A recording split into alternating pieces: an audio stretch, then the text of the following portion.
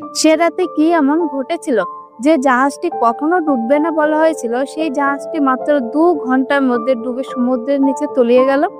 এই রহস্য জানতে আমাদের সেই ইতিহাসের দিকে দেখতে হবে।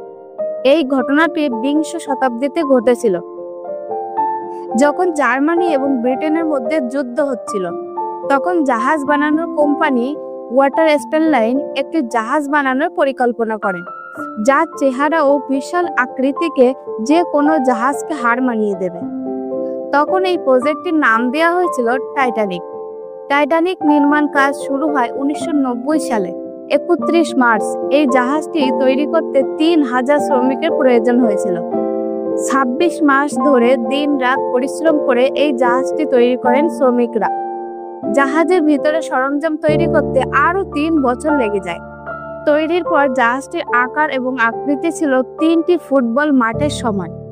269 মিটার লম্বা এবং 53 মিটার উঁচু এই জাহাজটি 44 কিলোমিটার গতিবেগে সমুদ্রের বুক চিরে এগিয়ে যাওয়ার ক্ষমতা রাখত।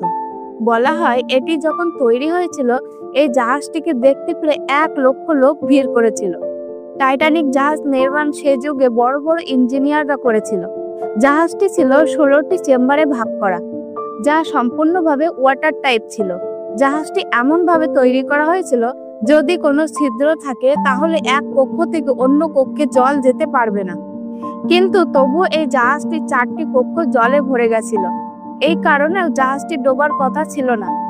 কিন্তু শেষ পর্যন্ত 10 এপ্রিল 1912 খ্রিস্টাব্দে টাইটানিক তার প্রথম এবং শেষ যাত্রা শুরু করে। সেই সময় পর্যাপ্ত কয়লা এবং যাত্রীকে শিফট করানো হয়। তখনকার সময় টাইটানিক যাত্রীদের খরচ ছিল 2,70,000 টাকা, বর্তমানে যার মূল্য 50 লক্ষ টাকা। সাউদা স্পটাম থেকে নিউ ইয়র্ক সিটিতে প্রথম সমুদ্র যাত্রা 4 দিনের প্রথম দিন 1912 সালের 14 এপ্রিল রাত থেকে 15 এপ্রিল সকাল পর্যন্ত উত্তর আটলান্টিক মহাসাগরে ঘটনাটি ঘটেছে। সে সময় সেই টাইটানিক জাহাজে বহু যাত্রী ছিল। টাইটানিক জাহাজে আনুমানিক 2224 জন মানুষ ছিল যখন এটি ছাড়া হয়। 15 এপ্রিল সোমবার 2:20 পর্যন্ত 2 ঘন্টা 40 মিনিট ধরে এই জাহাজটির দুর্ঘটনা ঘটে। এই ডুবে যাওয়ার ঘটনার ফলে 1,500-এর বেশি মানুষের মৃত্যু ঘটে, যা ইতিহাসে শান্তিকালীন সময়ে প্রাণঘাতী সামুদ্রিক বিপর্যয়ে পরিণত হয়েছে। 14 এপ্রিল 1912 সালে টাইটানিক সমুদ্রপথে বরফে 6টি সতর্ক বার্তা পেয়েছিল, তবে জাহাজটি তখনও প্রায় সর্বোচ্চ গতিতে ছিল। রাতে প্রায় 11:40 মিনিটে জাহাজের দায়িত্বপ্রাপ্ত কর্মকর্তা হিমশৈলটি দেখতে পান। অতিরিক্ত গতিতে চলার কারণে এই পর্যাপ্ত মোড় নিতে অক্ষম হওয়ায় জাহাজটি হিমশৈলের সাথে সংঘর্ষে লিপ্ত হয়। সংঘর্ষের ফলে স্টারবোর্ডের ডান দিকে 16টি বগির মধ্যে 5টি ক্ষতিগ্রস্ত হয় এবং সমুদ্র পথে জল ঢুকে পড়ে।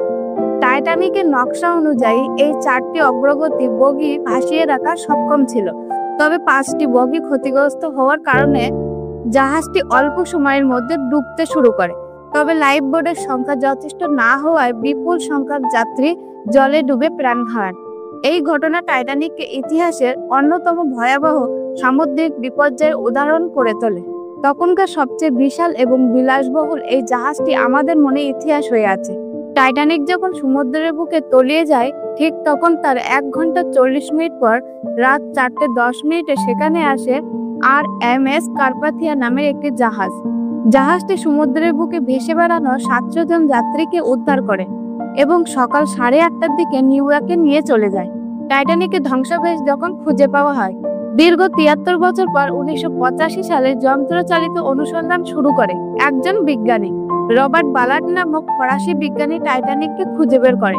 1985 সালে এর অবস্থান সম্পর্কে ধারণা পাওয়া যায়। বিজ্ঞানীরা বলেন টাইটানিক এখন সমুদ্রপৃষ্ঠ থেকে 12,600 ফুট নিচে আটলান্টিকের তলদেশে স্থির হয়ে আছে। দ্বিখণ্ডিত জাহাজটির 2 টুকরো 1970 ফুট দূরে অবস্থান করে আছে। টাইটানিকের সামনের মুখ সমুদ্রতলে 60 ফুট মাটির গভীরে ডেবে আছে।